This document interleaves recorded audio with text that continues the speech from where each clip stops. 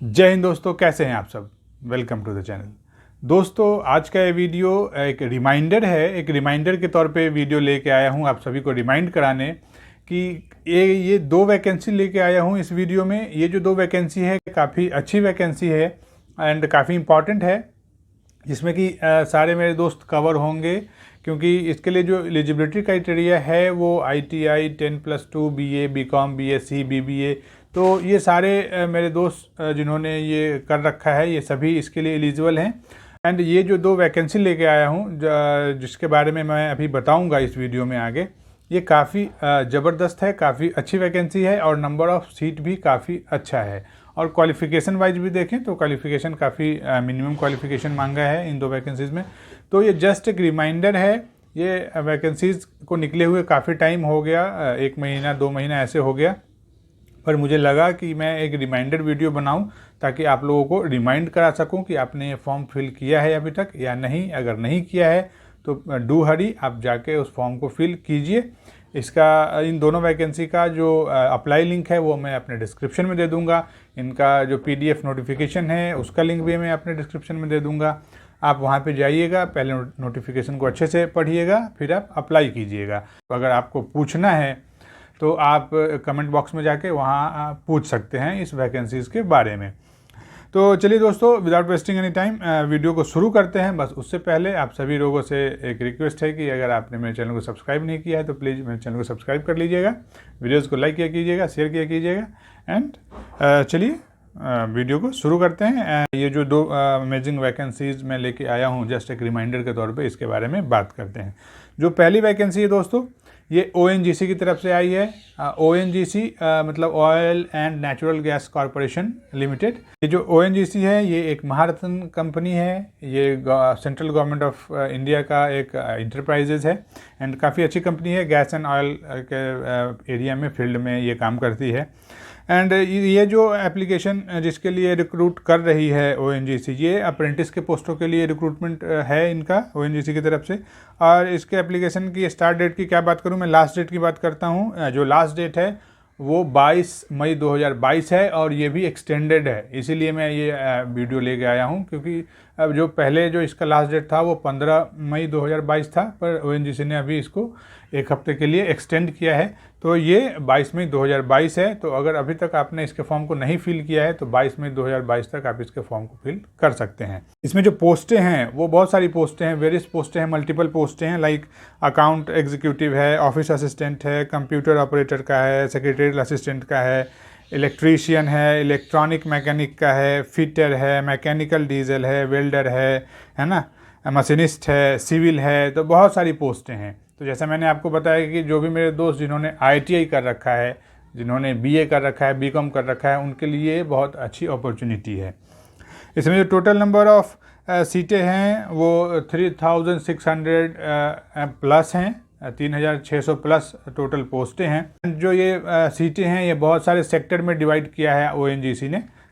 Like इनका जो sector means जो वेस्टर्न सेक्शन है, ईस्टर्न सेक्शन है, साउदर्न सेक्टर है। तो ईस्टर्न सेक्टर में जो ईस्टर्न स्टेट है उनको रखा गया है, वेस्टर्न सेक्टर में जो वेस्टर्न स्टेट हैं हमारे इंडिया के उनको रखा गया। अलग अलग जो पोस्ट है उसके लिए अलग अलग नंबर ऑफ सीट है।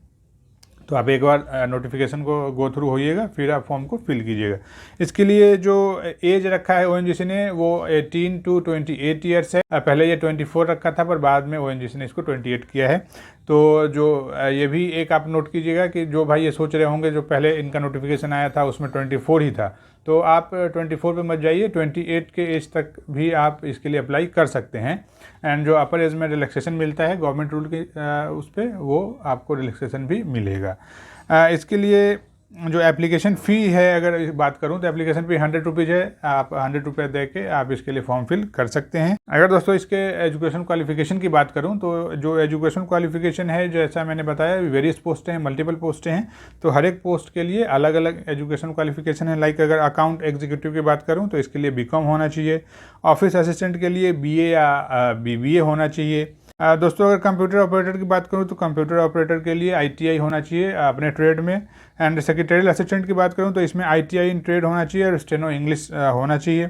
इलेक्ट्रीशियन जैसे हैं तो उनका अपने ट्रेड में ITI होना चाहिए। इलेक्ट्रॉनिक मैकेनिक का है तो उनका अपने ट्रेड में ITI होना चाहिए। तो जो भी जो पोस्टें हैं उसको अपने ट्रेड में उनका ITI की डिग्री उनके पास होनी चाहिए। चलिए दोस्तों अगर आगे बात करूँ इसके सिलेक्शन प्रोसेस की, तो सिलेक्शन प्रोसेस में आपको एक एग्ज़ाम होगा और एग्ज़ाम के बाद आपका मेरिट लिस्ट बनेगा। वो एग्ज़ाम का डेट और शेड्यूल जो है वो आपको ONGC आपके ईमेल के थ्रू इंटीमेट करेगी, इन्फॉर्म करेगी। मोस्ट इम्पोर्टेंट अगर इसके स्टाइपेंड की बात करूँ, क्या ONGC कुछ पैसे भी देगी या सैलरी तो नहीं बोलेंगे क्योंकि ये अप्रेंटिस का है, अप्रेंटिसशिप है, तो इस पे स्टाइपेंड मिलता है। तो वो स्टाइपेंड भी आपको देगी। जैसे आप अगर ग्रेजुएट अप्रेंटिस हैं तो ग्रेजुएट अप्रेंटिस में लाइक जो पोस्ट है जो BA वालों के लिए, BBA वालों के लिए, BCom के लिए, BSc के लिए है, तो उनको 9,000 पर मंथ आपको स्टाइपेंड मिलेगा। अगर ट्रेड अप्रेंटिस है लाइक आपने ITI कर रखा है तो अगर ITI फर्स्ट ईयर में है तो आपको 7,700 एंड जो सेकेंड ईयर के ITI वाले हैं उनको 8,050 रुपीज़ स्टाइपेंड मिलेगा पर मंथ। उसके अलावा जैसे आपने डिप्लोमा कर रखा है तो आपको 8,000 पर मंथ स्टाइपेंड ONGC देगी। इसके कुछ जो इम्पोर्टेंट बातें हैं इसकी ONGC की वो मैं बताऊं, लाइक ये जो अप्रेंटिसशिप है ONGC में अगर आप सेलेक्ट होते हैं और वहां जाके अप्रेंटिसशिप करते हैं तो ये जो अप्रेंटिसशिप ये जो है ये 12 मंथ्स के लिए है, इंगेज कर रही है ONGC आपको। 1 साल के लिए आपको अप्रेंटिसशिप कराएगी ONGC अपने यहाँ। और ONGC ने एक और बात बोली है कि इसका ये मतलब मत समझिएगा कि ONGC आपको अपने यहाँ नौकरी देगी, ये जस्ट एक फॉर्मेलिटी होता है ये लिखना। अगर आपने ONGC से अप्रेंटिस किया हुआ है तो ये काफ़ी इम्पोर्टेंट होता है, काफ़ी वैल्यू होती है इसकी। अगर आपने ITI कर रखा है जैसे मैकेनिकल, सिविल, फिटर, वेल्डर, तो इन और बहुत सारे लोग जो BA, BCom, BSc है ना, BBA कर रखा है तो उनको ये फॉर्म ज़रूर फिल करना चाहिए और 1 साल के अप्रेंटिसशिप का सर्टिफिकेट या ट्रेनिंग या एक्सपीरियंस ज़रूर लेना चाहिए ONGC से, और इसके बदले आपको स्टाइपेंड भी ONGC दे ही रही है। सो जस्ट एक रिमाइंडर था, इसलिए बहुत ज़्यादा एक्सप्लेन नहीं कर रहा हूँ। आप नोटिफिकेशन पे जाइएगा और अच्छे से पढ़िएगा, देन आप अप्लाई कीजिएगा। चलिए दोस्तों, आज की जो ये दूसरी वैकेंसी है, जैसे मैंने आपको बताया कि 2 वैकेंसी लेके आया हूँ और दोनों काफ़ी ज़बरदस्त है, काफ़ी अच्छी वैकेंसी है। जो दूसरी वैकेंसी है IGI एविएशन के तरफ से आया है। IGI मतलब इंदिरा गांधी इंटरनेशनल एयरपोर्ट जो है दिल्ली में, IGI एविएशन, तो उनके तरफ से ये नोटिफिकेशन आया है जिसमें कस्टमर सर्विस एजेंट चाहिए उनको। जो कस्टमर सर्विस एजेंट है इसके लिए जो ऑनलाइन एप्लीकेशन की लास्ट डेट है वो 22 मई 2022 है। तो बस आपके पास 5 या 6 दिन बचे हुए हैं। इस 5 दिनों में आपको ये फॉर्म फिल कर देना है, क्योंकि IGI एविएशन की तरफ से जो ये वैकेंसी आई है ये काफ़ी अच्छी है, क्योंकि इसके लिए जो मिनिमम क्वालिफिकेशन चाहिए वो बस 10+2 चाहिए एंड नथिंग एल्स, कुछ नहीं चाहिए आपको। सिर्फ अगर आपने 10+2 किया हुआ है then you are eligible to fill this form. So आपको ये फॉर्म ज़रूर फिल करना चाहिए। एंड चलिए आगे बढ़ें। अगर इसके टोटल पोस्ट की बात करूँ दोस्तों, तो टोटल जो नंबर ऑफ़ पोस्ट है वो भी काफ़ी अच्छी है। 1095 मीन्स ऑलमोस्ट 1100 के अप्रॉक्स इसका पोस्ट है। तो 1100 पोस्टों पे वैकेंसी आई है, तो काफ़ी अच्छी खासी वैकेंसी है। अगर इसमें जो कुछ बातें हैं, लाइक अगर आपका सिलेक्शन होता है तो सिलेक्शन प्लेस ऑफ ड्यूटी क्या होगा, तो ये IGI एयरपोर्ट जो दिल्ली में है वहाँ पे आपका प्लेस ऑफ पोस्टिंग होगा और वहीं पे आपको ड्यूटी देनी होगी। अगर दोस्तों इसके एजुकेशन क्वालिफिकेशन जैसे मैंने आपको पहले बताया कि 10+2 होना चाहिए। इसके लिए जो एज है वो 18 ईयर्स मिनिमम एंड जो मैक्सिमम एज है वो 30 ईयर्स होना चाहिए आपका। तो 18 से 30 साल के वो सारे दोस्त, सारे जो यंग हैं वो सारे इसके लिए फॉर्म फिल कर सकते हैं। अगर आपके पास कोई टेक्निकल डिग्री नहीं है, सिर्फ आपने सिंपल 10+2 कर रखा है, देन आपको ये फॉर्म ज़रूर फिल करना चाहिए। अगर इसके एप्लीकेशन फ़ी की बात करूँ दोस्तों तो 350 रुपीज़ एप्लीकेशन फ़ी है। ये सारे कैटेगरीज़ के लिए है, इसमें किसी को रिलैक्सेशन नहीं है।